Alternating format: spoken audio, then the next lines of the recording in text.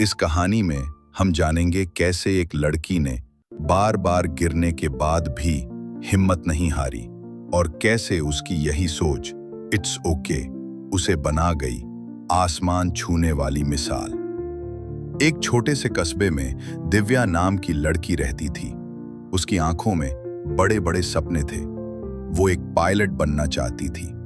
आसमान की ऊंचाई उसके दिल में थी, लेकिन हालात उसकी राह में दीवार बनकर खड़े हो जाते। उसके पिता एक मामूली दुकानदार थे। घर की आर्थिक हालत बहुत अच्छी नहीं थी, लेकिन फिर भी उन्होंने अपनी बेटी के सपनों में पूरा भरोसा किया। दिव्या दिन रात मेहनत करती, किताबों से चिपकी रहती। उसका एक ही सपना था, इंडियन एयर फोर्स की परीक्षा पास करना।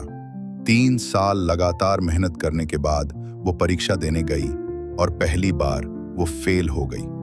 वो बहुत दुखी हुई, लेकिन वो टूटी नहीं। बस इतना बोली, इट्स ओके, अगली बार और अच्छा करूंगी। दूसरी बार उसने और भी ज्यादा मेहनत की। सुबह 5 बजे उठती, दौड़ लगाती, दिमाग और शरीर दोनों को तैयार करती।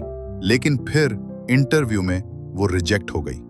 उसकी माँ ने आंसू पोंछते हुए कहा, अब छोड़ दे बेटा, शायद ये तेरे लिए नहीं है। पर दिव्या की आंखों में आंसू नहीं थे, बस एक मुस्कान थी। इट्स ओके, मैं फिर से कोशिश करूंगी।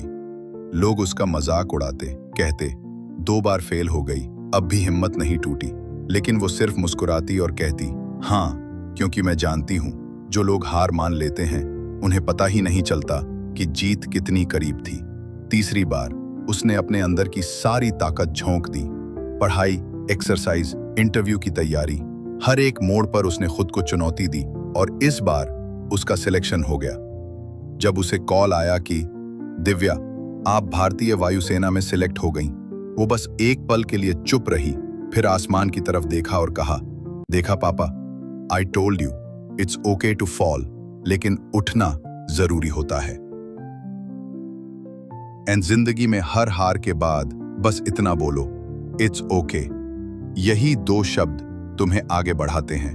यही 2 शब्द तुम्हारी हिम्मत को जिंदा रखते हैं। असली जीत वही है जब पूरी दुनिया कहे कि अब नहीं होगा और तुम मुस्कुराकर कहो, इट्स ओके, मैं फिर से कोशिश करूंगा।